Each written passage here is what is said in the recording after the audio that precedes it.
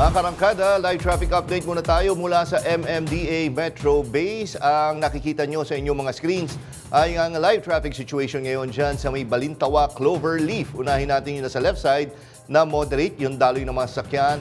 Yan yung papunta ng Quezon Avenue, papunta ng Cubao at North Avenue. Yan yung galing ng Kamanava area. So wala magiging problema ang mga motorista na manggagaling ng Kamanava at papasok ng Quezon City. Doon naman sa kabilang linya, na sa right side, yan naman yung mula North Avenue, galing ng Muñoz, papasok ng galing ng Balintawak at papasok ng Kamanava area. Sa mga oras ito, wala ring magiging problema ang mga motorista sa Balintawak Cloverleaf area. Lipat naman tayo sa...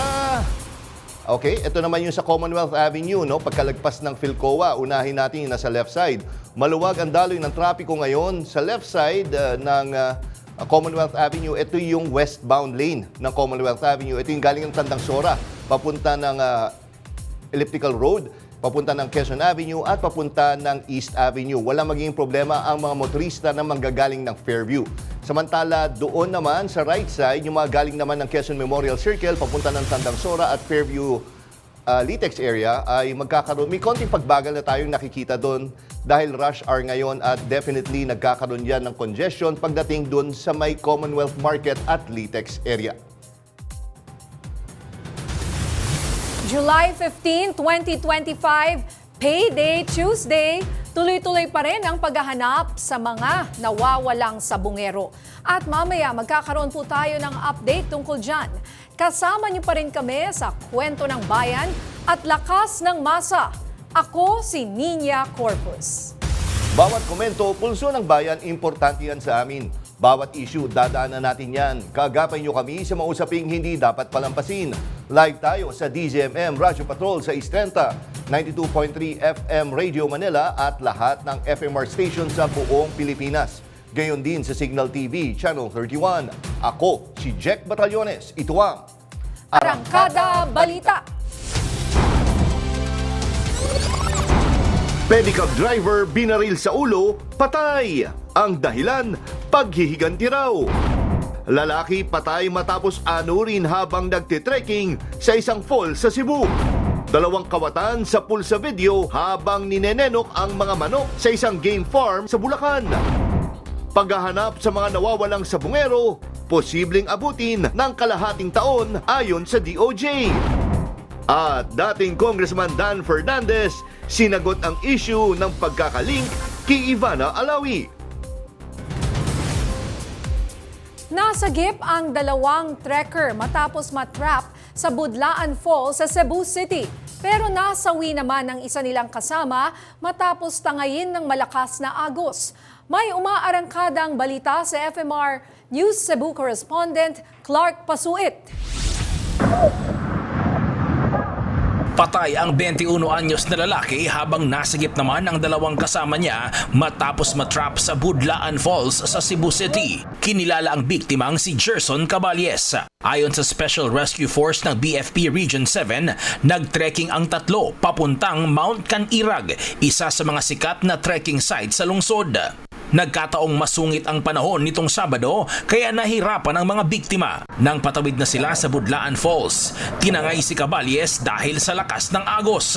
Lumalabas na hindi kabisado ng mga biktima ang trail papunta sa Mount Canirag.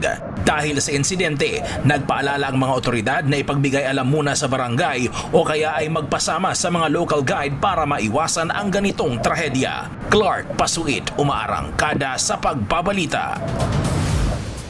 Malapitang binaril sa ulo ang isang pedicab driver sa Tacloban City. Paghihiganti ang tinitignang motibo sa pamamaslang. Yan ang umarangkadang balita ni FMR News Tacloban correspondent Don Chu.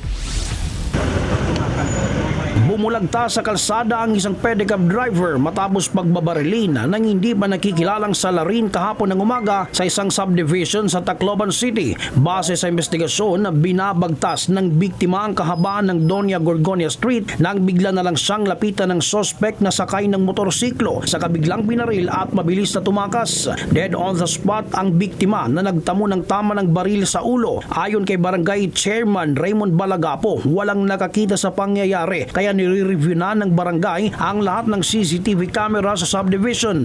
May dako din ni amo tagkikita na barangay hall kun anot ko namon pati ang PMP. Tigkita kina iyan ani pero diri ko masyado nakilala. Lumalabas din sa investigasyon ang anggulo na posibleng paghihiganti ang motibo sa pamamaslang. Napag-alaman na ang biktima ay nakatatandang kapatid ng sospek sa isang insidente ng pananaksak nitong linggo ng gabi sa barangay Kaibaan. May person of interest na ang pulisya sa pamamaril.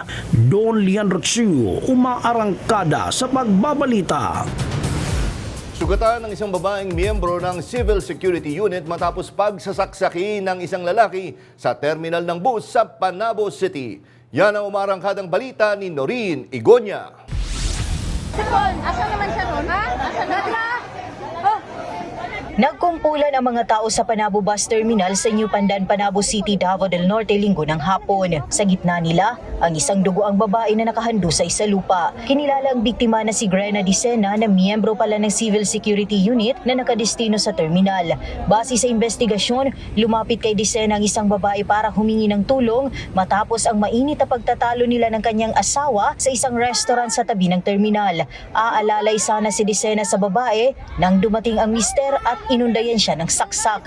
Sugatan sa iba't ibang bahagi ng katawan si Dicena. Allegedly, sinuntok ng husband yung asawa niya, tumakbo sa terminal kasi malapit lang kasi yan, distant lang. Pagdating ng asawa sa terminal, humingi siya ng saklolo sa si issue natin kay Ma'am Grena Dicena. Pagkatapos sa sandali lang na walang awang sinaksak ng suspect yung biktima.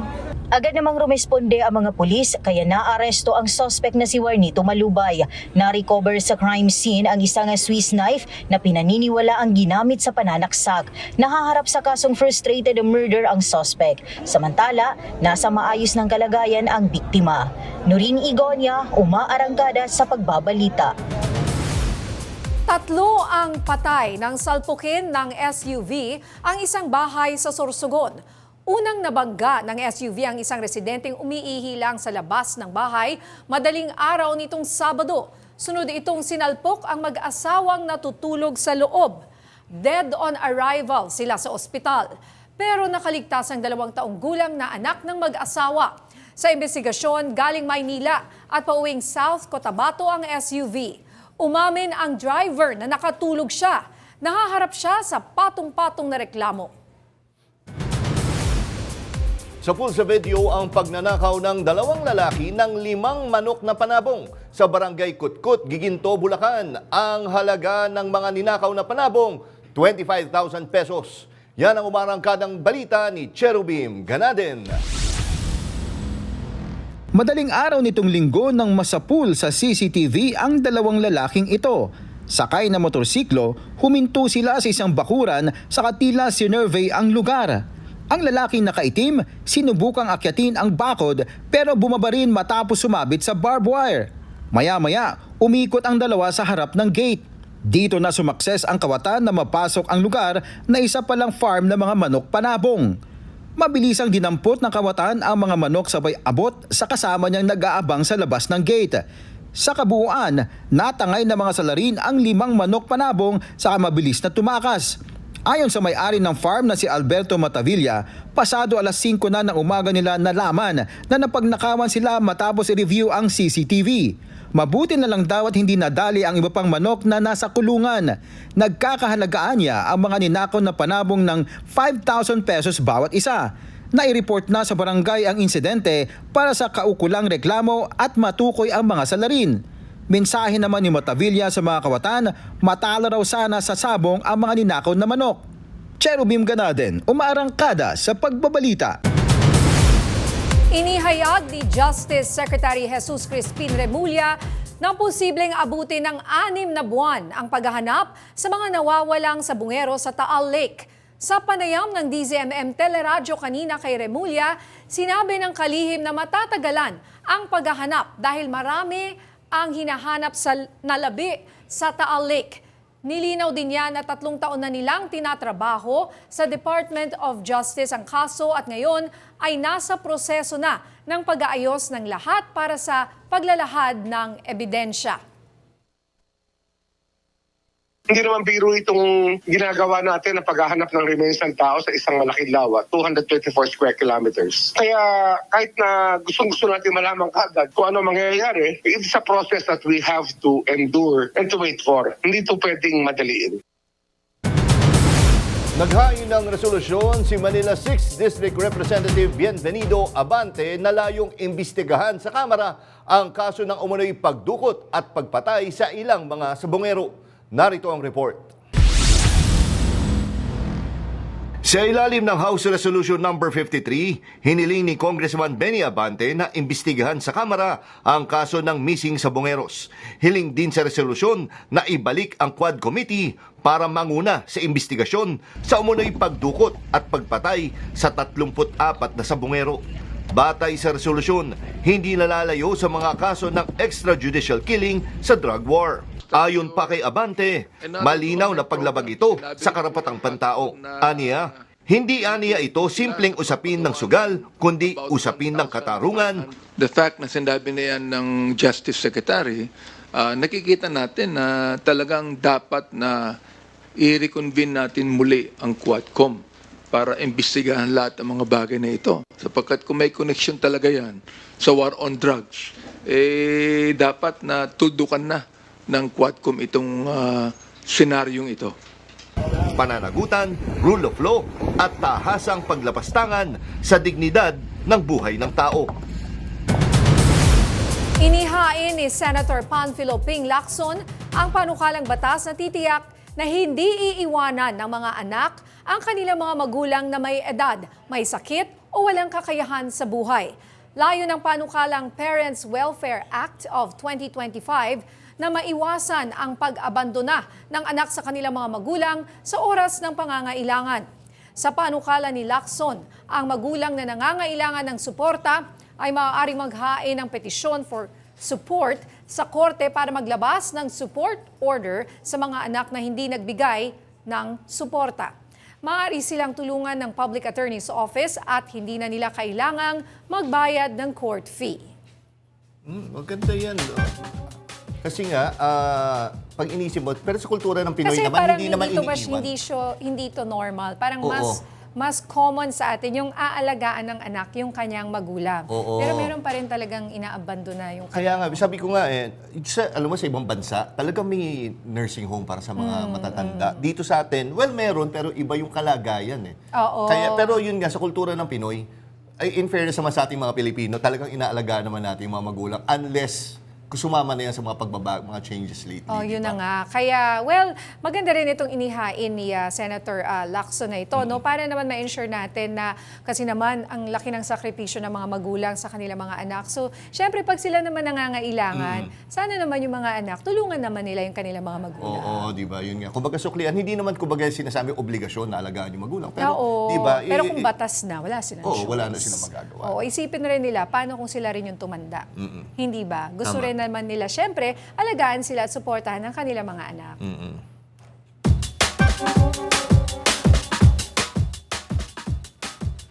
Speaking of mga anak, kamakailan ay inihain din ni Senator Panfilo Lacson ang panukalang batas na layong pagbawalan na sa paggamit ng social media ang mga menor de edad. Ito ay para maiiwas ang mga bata sa cyberbullying at iba pang uri ng harassment. Mga karangkada, kung kayo ang tatanungin, pabor ba kayong pagbawalan gumamit ng social media ang mga menor de edad? Pakinggan nga natin ang inyong masasabi. Pabor po ako kasi nga yung mga bata po hindi po nila alam kung ano yung napapanood nila. Pabor naman ako as a parent, so hindi po kasi lahat nagagabayan yung mga minors lalo na sa SOCMED. Yes po, in reality po alam natin kung gaano ka-toxic yung social media. Hindi sir, siguro gabayan na lang sila ng mga magulang nila. Pabor po ako. Dapat po talaga may limitasyon sa paggamit ng mga gadget sa mga bata. Yes po, kasi ang dami nilang nakikita hindi maganda sa social media, so ginagaya ng bata. Pabor ako doon, lalong-lalo na sa mga content hindi natin nakokontrol eh.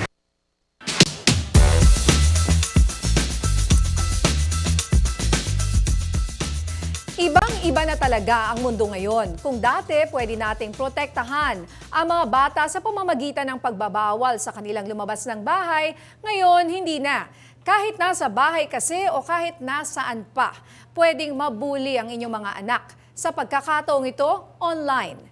At para talakayin ang isyong yan, makakausap natin live via Zoom si Undersecretary Angelo Tapales ng Council for the Welfare of Children. Magandang hapon po, Yusek Tapales. Ang makabatang hapon po, Sir Jack at Ma'am Nina, thank you for inviting the Council for the Welfare of Children po. Yes, Attorney, pabor po ba kayong ipagbawal sa minors ang paggamit ng social media?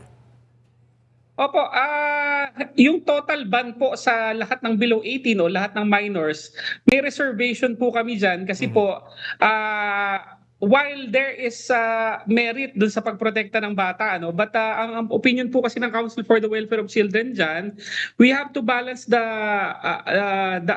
protection rights of children to their right to participation, right to information, and right to freedom of expression.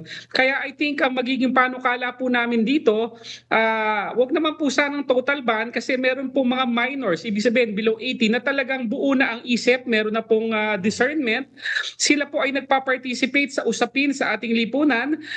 Ang network niyo po, I'm sure meron po kayong social media presence kung saan nakakakawa ng tama, angkop at hindi fake news po ng mga information. Ganon din po ang mga mga ahensya ng pamahalaan po. It's a way of communicating to children. So sana po mabalansi lang po natin. But of course, generally we support the bill po. Pero paano ang panukala niyo po, sir? Medyo maghihigpitan ng mga magulang? Kumbaga, paano ba yan? Papabayaan nyo ng magulang ang magbigay ng rules with regard sa paggamit? Ganun po ba? Hindi naman po. Opo, I think yung Senate Bill number 40 po kasi na final ni Senator Lacson, pag binasa po natin siya, the intention is to strike a balance between the right to information and communication ng children talaga, saka yung medyo toxic environment na nakakasama sa bata. Kaya lang yun nga po, I think naging yung age restricted user po kasi dito is everybody below 18 po. So ibig sabihin lahat po ng minors. Yan lang po yung gusto namin ng clarification. Naniniwala po kami dito sa intensyon ng batas, dun sa mga restrictions po na ipinataw sa ating mga social media platforms, yung mga administrative penalties kunyari, yung kanilang obligasyon na mag-take down at mag-block ng harmful contents, tumugon sa mga reports, magkaroon ng mga age verification, saka mga privacy settings po for children. Yan po kasi ay nakakaprotekta sa bata, pero ang ipapanukala po sana namin, may cut-off po dapat siguro na edad na yung below ng edad na ito ay talagang absolutely bawal mag-social media. Yun namang medyo mas matatanda and with proper regulation, baka naman po pwede. Kasi for instance, yung Makabata Helpline 1383 po namin na nakikita nyo po yung banner sa likod ko, and even the other helplines and hotlines po ay gumagamit po ng social media as one of the most effective ways to report cases po. Alright, kasi nga po, anong edad yung sinasabi nyo na gusto nyong mas i-restrict? Kung hindi below 18, ano pong edad? Below 18? Ito, personal opinion ko pa lang because we have to consult our stakeholders po. Pero siguro, kunyari, example, yung above 15 to 18, yan po ay pwede na. Kasi po yan naman ay may isip na. Yan po ay classified na youth na. Actually, ang youth po ay 15 to 30 years old. Hindi po yan basta children lang. So, mga youth na po yan. So, yung mga masyado naman pong bata talaga at walang discernment at baka mabiktima po ng masasamang tao at totoo naman pong maraming masasamang tao sa internet, yan po ay payag po kami na talagang pagbawalan yan hanggang they reach that certain age po na talagang medyo buo na ang pag-iisip at may discernment na po para madepensahan rin po nila yung kanilang mga sarili po sa internet. Paglilinaw ko lang, anong bang ibig sabihin? Hindi ko pa nabasa yung panukalang batas na ito, pero social media po ang pinagbabawal. So ibig sabihin, pwede pa rin sila mag-internet, kumbaga mag-research, or di ba manood ng YouTube, nakakatakot rin yun di ba? Siguro yung gagawa ka ng IG account siguro. Ganun yung po ba? Yung mga Instagram ba, Facebook, ganyan, TikTok? Ma'am Nina, very good question po, no? Kasi when you check Section 2 of Senate Bill number 40, it defines social media platforms as any internet-based service, network, application, website, or computer program. So it would appear na napakalawak po nung definition niya na baka tamaan din po yung hindi lang po yung traditional SOCMED na na alam po natin, ano? So isa rin po yan sa kailangan din po namin ma-discuss siguro, and if we have proposed amendments for slight revisions po, dyan po kami tutulong at makikipag-ugnayan sa opisina ng ating butihing senador pag nagpatawag na po ng mga committee hearings para po dito. Tsaka yun nga, let's face it, partner niya, no? Tsaka sir, alam naman natin yung TikTok, sobrang patok sa mga batang yan. Bigla na lang makikita mo, may sumasayaw dyan. Ayun pala, nagtitiktok pa sila. So kung sakali, masasama yan sa mga bawal, yung mga bata na nagtitiktok, kasama ba yan dun sa Senate bill na to? Na ipinagbabawal? Opo, ito po kasing nakalagay dito, parang may catch-all po siya, or computer program that is intended to provide electronic service that satisfies the following condition. Online siya, may interaction, may uploading and posting. So it's really general. So kailangan po natin liwanagin yan. Pero at any rate po, sabi ko nga po, marami pong panganib sa internet, online sexual abuse, cyberbullying, mga scams po, games na nakaka-addict, and even online gambling na pwedeng matisod po ng ating mga anak po, no?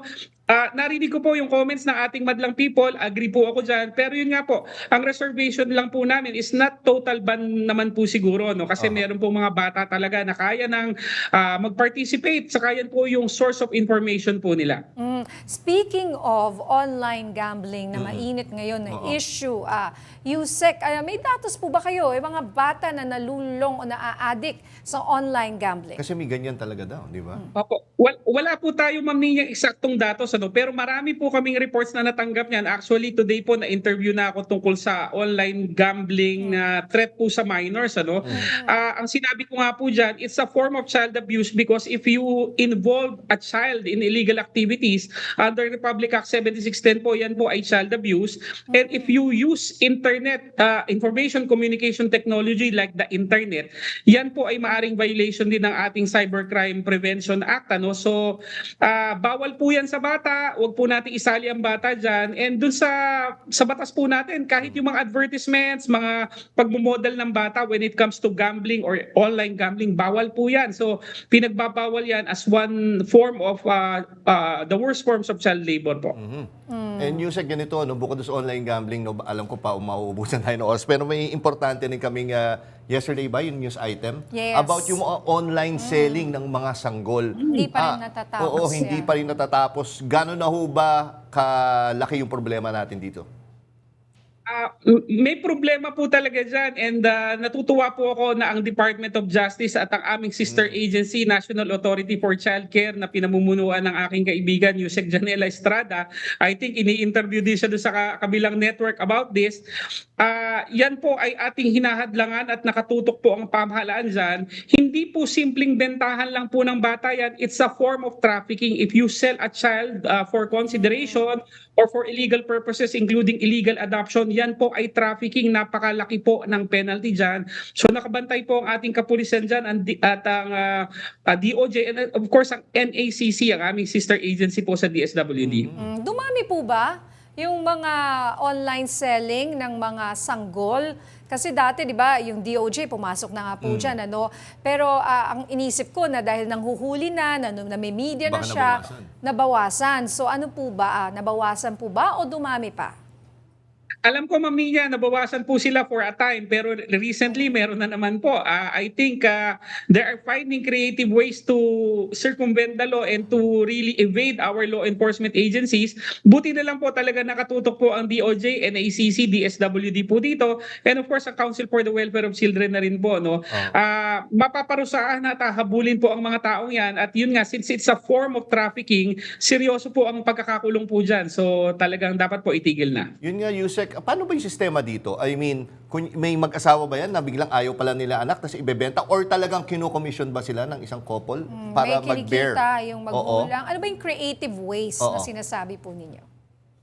Opo, ang mga na-encounter po namin dyan, meron po talagang siguro hindi nila planado o hindi mahalaga sa kanila ang kanilang naging anak.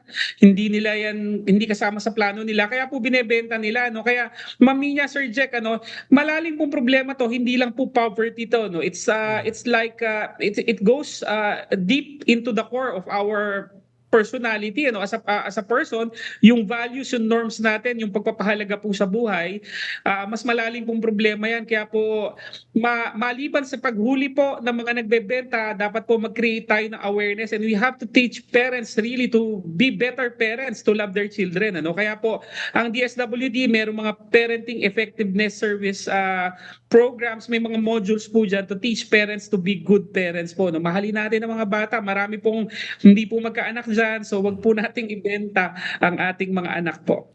Okay. May tamang proseso ho ng adoption po kasi there's administrative adoption. Contact the NACC po kung meron po kayong mga tanong. Bawal bumili, hindi ho yan. Pwede nyo nga i-contact nga yung agency na pinamumunuan ni Miss Estrada po, Janela Estrada po, siya po ang namumuno dyan. So dapat through them. Kung ang maayos na hindi naman yan parang commodity na pwede mong ibenta. Mga magkano po ba ang bentahan ngayon, Yusek? Nako, meron pong 100,000, meron pong less than 100,000 pa po sa aking mga nasagap na balita.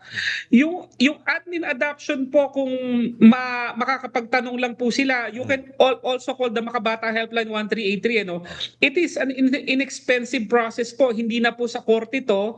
Wala nang abogado rin kailangan. Napakagaling ng NACC. Sila yung mabilis na nag-grant ng adoption sa mga tamang magulang. Hindi po kailangan magbenta, hindi po kailangan bumili sa illegal at dumaan sa illegal na proseso po. Okay, naku, maraming salamat po, Yusek Tapales, sa gandang paliwanag nyo sa mga issue po na concerning ang mga bata. Next time, Yusek, kita-kita naman tayo. Sa studio po ulit. Salamat po, Yusek. Thank you. Mabuhay Thank po you kayo. po. Maraming salamat po sa Bagong Pilipinas. Bawat bata mahalaga.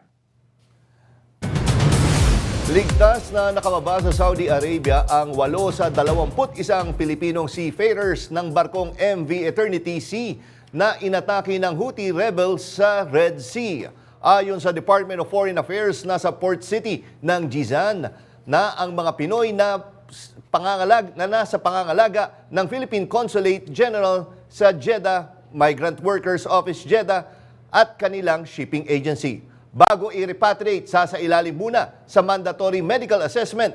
Nagpasalamat din ang DFA sa pamahalaan ng Saudi Arabia sa pagbibigay ng visa considerations para sa mga marino. Binisita ng Department of Foreign Affairs ang 3 Pinoy na ikinulong sa China dahil sa akusasyon ng espionage o pang-iispiya. Ayon sa DFA, binigyan sila ng access ng Beijing para malaman ang kalagayan ng mga Pinoy. Sinabi ni Foreign Affairs Secretary Maria Teresa Lazaro na maituturing na consular issue ang kaso at bibigyan ng pamahalaan ng buong suporta ang 3 Pinoy. Tiniyak rin ang kalihim sa mga kaanak na may kinuha ng abogado ang Pilipinas para humawak sa kaso. Ang 3 na arestong Pilipino ay mga dating recipient ng Hainan Government Scholarship Program na nabuo sa ilalim ng Sisterhood Agreement sa pagitan ng Hainan Province sa China at ng Palawan. Nauna nang sinabi ng National Security Council na ang 3 Pinoy ay walang military training at ito ay walang mga criminal record. Inaresto ng pinagsanib na puwersa ng National Bureau of Investigation at Bureau of Immigration ang isang Chinese na tinatawag nilang Alice Go ng Metro Manila. Ayon sa kanila, nagpakilalang Pilipino ang babaeng Chinese tulad ng kaso ni dating Bamban Mayor Alice Go. Ang pagkakaaresto ay alinsunod sa kautusan ni Pangulong Ferdinand Marcos Jr. na ipa-deport ang mga dayuhan na lalabag sa immigration laws. July 13 nang maaresto sa Ninoy Aquino International Airport Terminal 3 ang Chinese na kinilalang si Wang Shijun. Nagpakilala siya bilang Kasia Palma Pulikit. Pero ayon kay Immigration Commissioner Joel Anthony Viado, nakakuha sila mula sa NBI sa tunay na katauhan ng suspect. Sa aming pagbabalik, trust rating ni Pangulong Bongbong Marcos umangat ng 10 puntos. Indikasyon daw ng papanumbalik ng tiwala ng taong bayan sa administrasyon. Marami pang mainit na balita sa pagbabalik ng Arangkada Balita.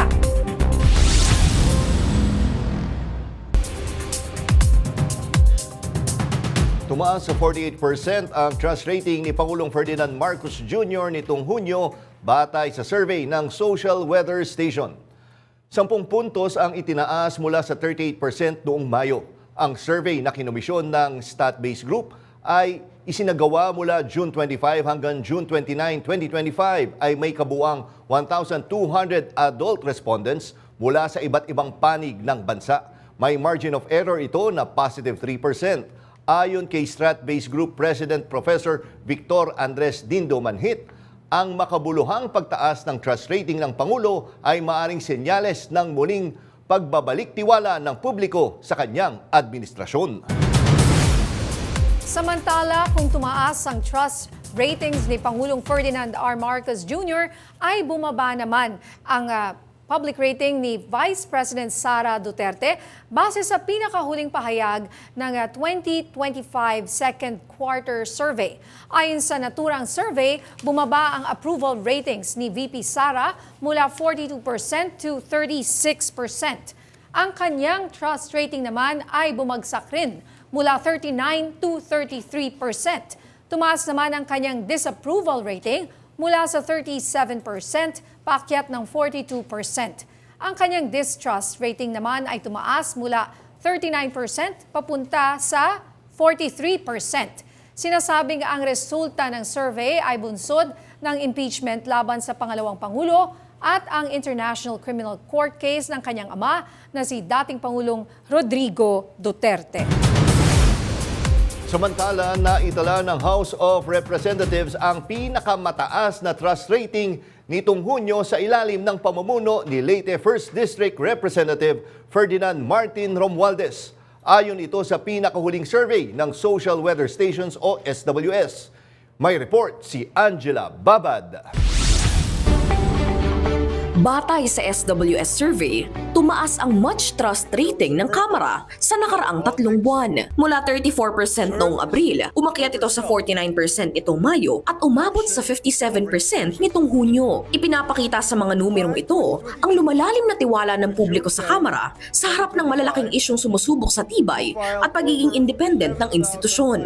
Tumaas din ang tiwala ng publiko kay Speaker Ferdinand Martin Romualdez. Mula 23% noong Abril, umakyat ito sa 26% noong Mayo at umabot sa 34% nitong Hunyo. Ipinapakita nito na kinikilala ng taong bayan ang matatag niyang pamumuno sa gitna ng tensyong politikal.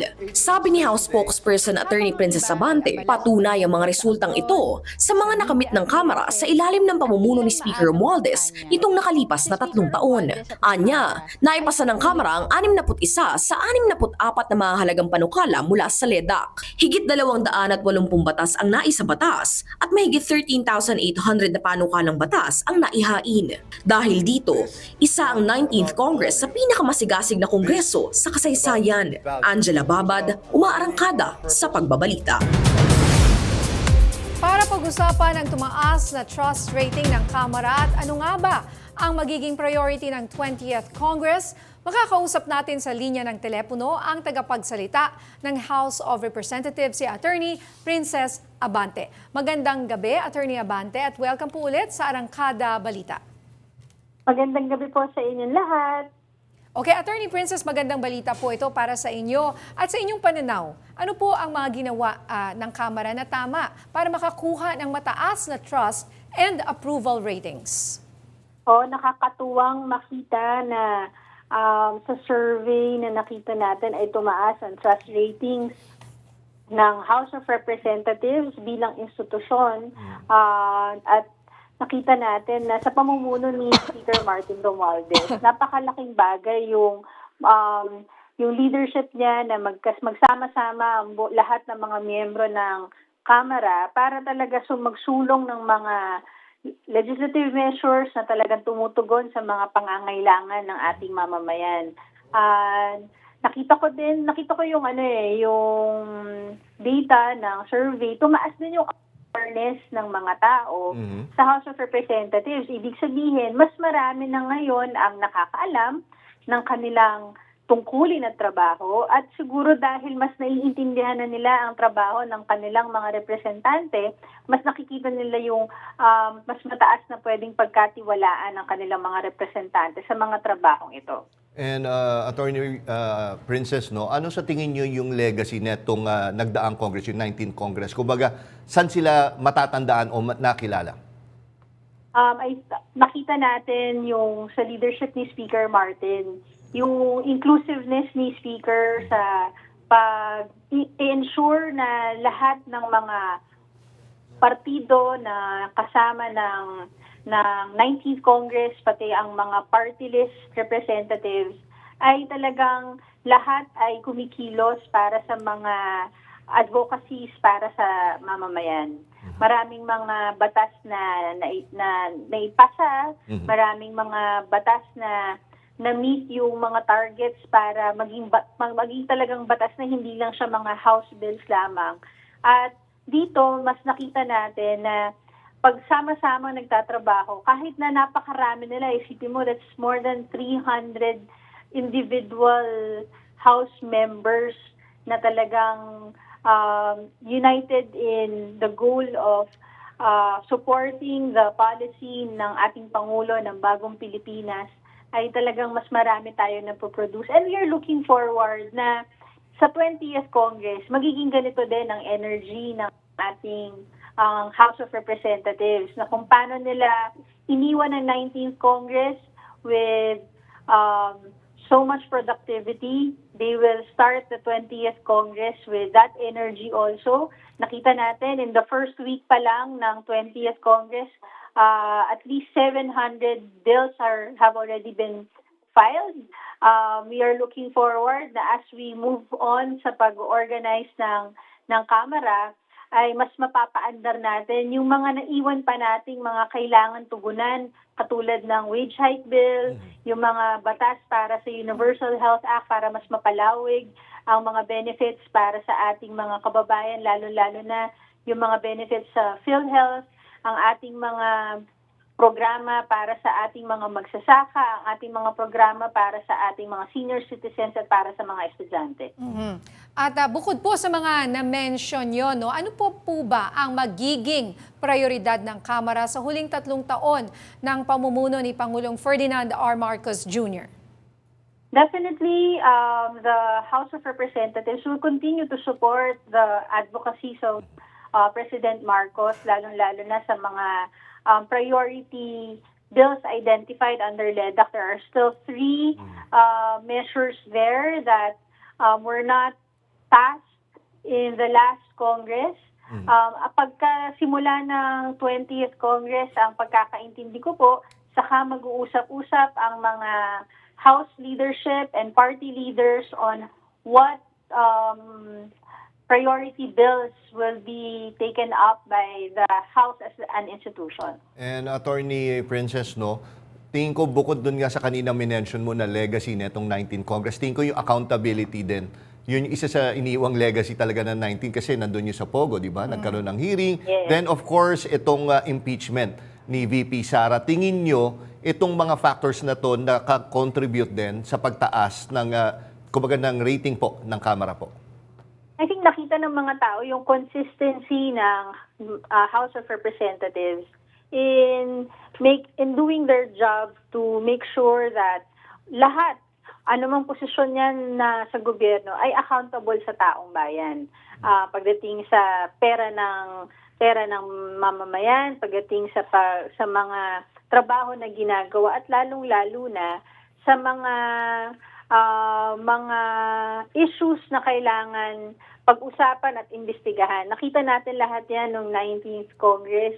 Doon lang natin nakita may Quadcom, Tricom, Quintacom, mga malalaking mga committee hearings na talagang inaddress yung mga importanteng mga issues na talagang kailangan marinig at malaman ng mga tao. And going forward sa 20th Congress, I think we can still see the same level of ng consistency na gagawin ng House of Representatives to making sure that we will make sure that accountability is met. And also nakita natin din, no, start pa lang si Speaker Martin nagsabi na he will support yung open bycam. So, not just accountability, but transparency. Yes, speaking of that, ma'am, kasi nakita nyo naman sa 19th Congress, maraming hindi pagkakasunduan ang Senado at Kongreso, ultimo sa wage hike bill na nga lang, hindi pa nagkasundo sa presyo.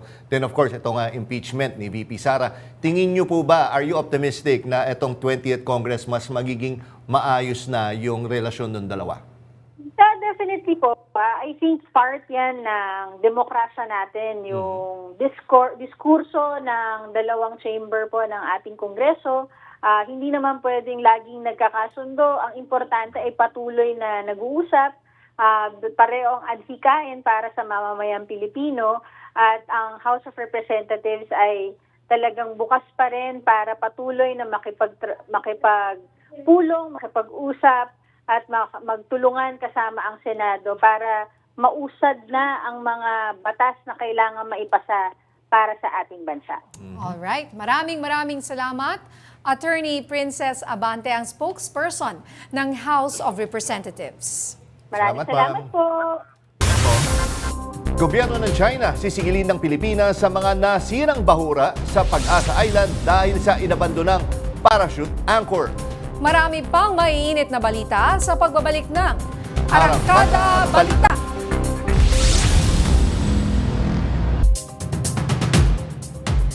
Dapat umanong singilin ang isang Chinese maritime militia vessel sa pinsalang dala ng iniwan nitong parachute anchor sa Pag-asa Reef 1. Nadiskubre ng Palawan Council for Sustainable Development ang parachute anchor na hinihinalaang naiwan ng barkong sumadsad sa lugar noong Hunyo. Kita rin ang mga durog na coral na posibleng epekto nito. May lawak na 400 square meters ang sira o 30% ng Pag-asa Reef 1. Tinatayaring aabot sa 11.1 million pesos ang halaga ng danyos. Nananatili pa rin doon ang parachute anchor at pinaplano na ang maingat na pag-alis nito. Hanggat hindi kasi ito natatanggal ay patuloy itong nakakasira sa mga bahura. Makakaapekto rin ito sa mga mangingisda at sa mas malawak pang marine ecosystem.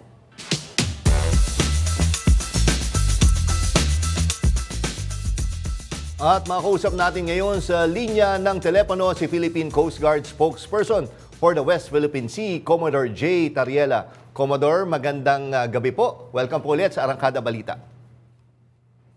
Hello sir, magandang gabi po sa inyo sir at sa inyong mga taga-subaybay. Yes, Commodore J, I believe nga meron nga tayong dinedemand na danyos kasi may nasira nga ito sa bahura natin. Pero hindi ho ba, kung hindi ako nagkakamali, meron din dating incident na ganito na naningil tayo ng danyo sa China. Nabayaran na ba yun ang unang incident po na yan? I don't think na may nabayaran na People's Republic of China so far. No? I think it has something to do with all the damages na nagawa nila sa ating mga barko. We tried to ask them to settle yung mga nasira nila sa atin.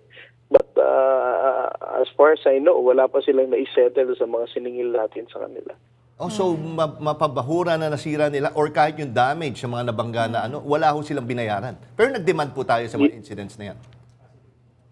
Well, demand on the part of the Philippine Coast Guard, para sa amin, we don't deal with them directly, no? It's up to the Department of Foreign Affairs to communicate all those concerns. So, as of this time, wala ako sa pagkakaalam ko, no? Nothing has been settled yet. Oo. Kasi how do we expect them to pay danyos kung di nga nila inaamin, no? Di ba, Commodore, na sila yon? Sa lugar nila daw yung lugar. Oo, di ba? How does it work po, itong parachute anchor, at paano siya nakaka-damage sa ating mga coral reef? Well, itong parachute anchor na to, no, kaya siya nakaka-damage ngayon kasi as it was explained, no, by the marine scientists ng PCSD yesterday, ang parachute anchor na to ay sumabit, no, dun sa mga coral reef na nasa Pag-asa Reef 1. And that falls within our own territorial waters. It only has a distance of approximately 2.6 nautical miles At sa pagsabit niya dun sa mga coral reef, kinaladkad niya yung mga corals, no?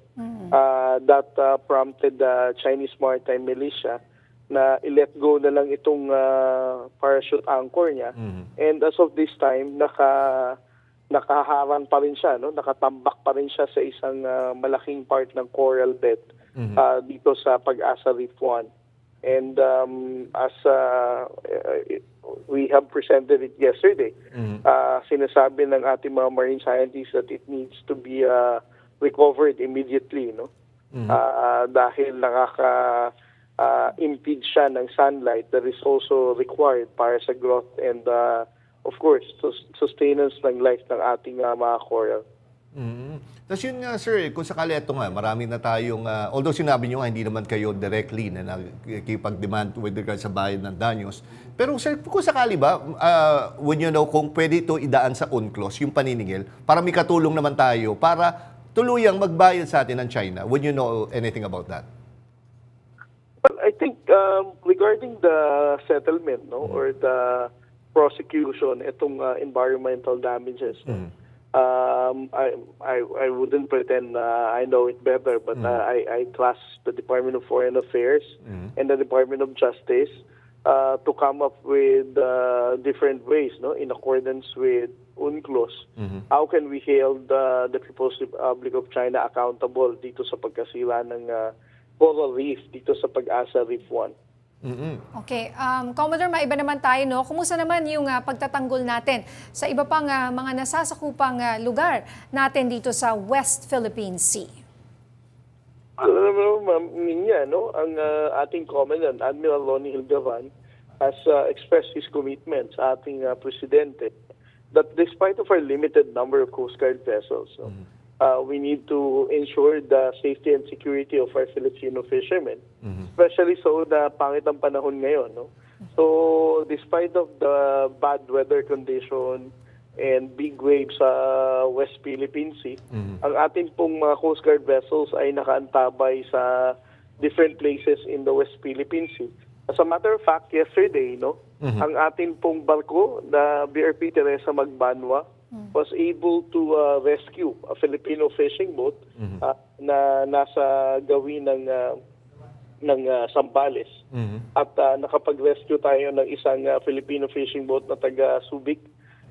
Ito ay may layo na 70 nautical miles off the coast of Zambales, no? And it experienced engine failure at yung isang crew niya ay naka-experience din ng swelling of legs, no? Dahil nagkaroon ng arthritis attack. Okay. And Commodore, ganito, no? Well, ako kasi personally, taga Batanes kasi ako, sir. So yun nga, yung mga kababayan ako nagsasabi na may namamataan din doon ng mga Chinese vessels din daw. May mga pictures silang pinapadala. Pero tama ba, sir? Actually, parang minabasa na rin akong report na gano'n. Talagang umaabot sila doon sa area ng Batanes. Kasama ba yan sa dinidispute nila na lugar? Kung makikita mo yung na-invalidate, no, na 9-line claim ng People's Republic of China, ito ay dumadaan sa mga areas ng Western Seaboard din ng Batanes, no? And for the past months, it is true na mayroong mga Chinese research vessels na nagkakandak ng illegal marine scientific research dito sa karagatan ng Batanes na tinutugunan din naman ng ating Armed Force sa Philippines and of course the Philippine Coast Guard vessels to challenge their illegal marine Sir? Yes, Okay. Hello? Yes, Yes. sir. Sige po. Yes.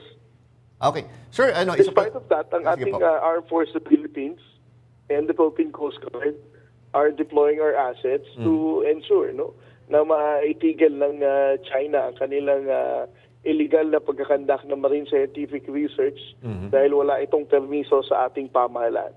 Alright. Okay, maraming salamat. Philippine Coast Guard spokesperson for the West Philippine Sea, Commodore J. Tariela. Maraming pong salamat. Pinaalalahanan ng Office of Civil Defense ang mga mangingisda na huwag kunin o galawin ang mga debris ng Long March 7 rocket na ilulunsad ng China ngayong araw.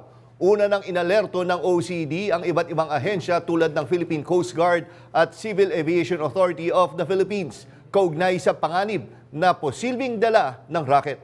Sa kanilang tansya, maaaring bumagsak ang debris sa layong 33 nautical miles mula sa Bajo de Masinloc o 88 nautical miles mula sa Cabra Island, Occidental, Mindoro. Sa ngayon, wala pang impormasyon kung ano ang laman ng rocket at kung may kasama itong toxic na mga sangkap.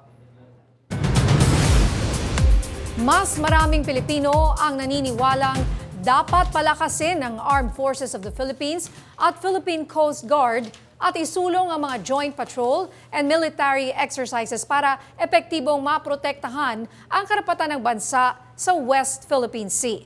May report si Angela Babad. Sa survey ng Pulse Asia na isinagawa mula June 26 hanggang 30, tinanong ang mga respondent kung aling hakbang ang dapat ipagpatuloy ng pamahalaan para igit ang soberanya at karapatan ng Pilipinas sa West Philippine Sea. 65% ng mga respondent ang nagsabing dapat suportahan ng pamahalaan ang modernisasyon ng Armed Forces of the Philippines at Philippine Coast Guard para makabili ng mga makabagong kagamitan na titiyak sa proteksyon ng teritoryo ng bansa. 51% naman ang pabor na palakasin ng ugnayan at pakikipag-alyansa sa pamamagitan ng mga joint patrol at military exercises kasama ang mga kaibigan at kaalyadong bansa. 33% ang nagmungkahi ng pagtatatag ng mga defense and security agreement kasama ang mga bansang may kaparehong pananaw. 14% ang nagsabing dapat panagutin ng mga lider at tiyaking nakatuon sila sa pagtatanggol ng pambansang interes. 12% naman ang nagmungkahi ng paghahain ng mga diplomatic protest at patuloy na pakikipagdialogo sa China. Higit 100% ang resulta dahil pinayagan ng mga respondent na pumili ng hanggang 2 sagot. Ang suporta sa AFP at PCG modernization ang pinakamataas na sagot sa lahat ng rehiyon at antas ng kabuhayan. Angela Babad, umaarangkada sa pagbabalita. Aabot na sa 3 bilyong piso ang halaga ng smuggled agricultural goods na naharang ng pinagsamang puwersa ng Department of Agriculture, Bureau of Customs at iba pang law enforcement agencies. Nitong nakaraang Martes lang, isinagawa ng DA at BOC ang pinakamalaking anti-agricultural smuggling operations kung saan nadiskubre nila sa Port of Subic, Zambales ang 10 shipping containers na may laman na misdeclared products. Kabilang ang white onions, carrots at frozen mackerel na may market value na aabot sa 300 million pesos. Samantala, sinimulan na rin ng Anti-Agricultural Economic Sabotage Council ang kanilang kauna-unahang operasyon kontra smuggling nitong nakaraang linggo, kung saan mahigit 26,000 na sako ng smuggled rice na nagkakahalaga ng 38 million pesos ang naharang sa Talisay City, Cebu. Kat Kahukom, umaarangkada sa pagbabalita. Tahasang itinanggi ng Malacanang ang mga akusasyon na iniuugnay si First Lady Liza Araneta Marcos sa pagkamatay ng negosyanteng si Paulo Tantoco sa Amerika. Ayon kay Presidential Communications Office Undersecretary at Palace Press Officer Claire Castro, malinaw na paninira lang ito sa Marcos administration. Anya, nakakalungkot na habang may mga nagluluksa ay naggamit pa rin ito sa politika. Paliwanag pa ni Yusek Castro, hindi naman kasama si Tantoco sa entourage ng Unang Ginang. Ang Unang Ginang ay nag-promote ng Manila International Film Festival noong Marso. Malinaw raw na paninira ito kay Pangulong Ferdinand R. Marcos Jr. sa First Lady at sa administrasyon. Wala rin anyang katotohanan at fake news at dinoktor lang ang police report online na nag-uugnay sa First Lady. Pinangunahan ni late Representative Ferdinand Martin Romualdez ang isang Congressional Consultative Forum kaugnay sa mga prioridad sa bawat rehiyon. Tinalakay ngayon ni Romualdez ang mga pangangailangan sa Northern Mindanao, Davao Region at Caraga. Isinagawa ang forum sa Almond Inland Resort sa Butuan City, kung saan sumailalim ang mga mambabatas sa mga malawakang dialogo kaugnay sa local development needs, mga national policy alignment at ang shared legislative goals sa ilalim ng pamumuno ni Pangulong Ferdinand Marcos Jr. at sa adhikain ng bagong Pilipinas. Walang kulay at partido ang pulong dahil nagkakaisa raw ang lahat mula sa Lakas CMD, Nationalista Party, National Unity Party, Partido Federal ng Pilipinas, Liberal Party at mga independent. Ayon kay Romualdez, ang pulong ay pagpapatunay ng pamahalaan lalo na ang Kamara ay nakikinig kahit ano pang partido basta sa ikauunlad ng bansa.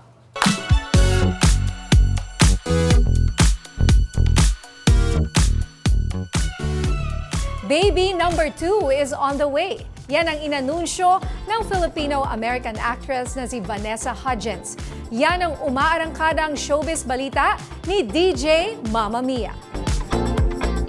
Wearing a sleeveless top and a long skirt, all smiles, na-flinaunt ni High School Musical star Vanessa Hudgens ang kanyang baby bump. Kasama ang kanyang asawang si Cole Tucker, inanunsyo ni Vanessa ang kanilang another bundle of joy sa kanyang caption na Round 2. Hindi naman binanggit ng actress-singer kung ilang buwan na ang kanyang pinagbubuntis. July 2024 nang isilang ni Vanessa ang kanilang panganay, a year after ng kanilang wedding in December. Ako po si DJ Mama Mia ng FM Radio Manila. Umaarangkada sa Showbiz Balita. Congratulations kay Vanessa Hudgens Yun na pala yung, at kay Cole. Close kami. Yun na pala yung boyfriend niya ngayon, no? Sobrang Asawa luma na yung info ko, no? Zac Efron ka pa. Oo, dun pa. Oo, hindi matagal na silang naghiwalay. Ito ang nakatuluyan ni Vanessa. Ayan. Yan ang mga balitang umarangkada ngayong araw. Ako si Nina Corpus. At ako naman si Jack Batallones para hindi mahuli sa usapan, kapit lang hanggang sa susunod na Arangkada Balita.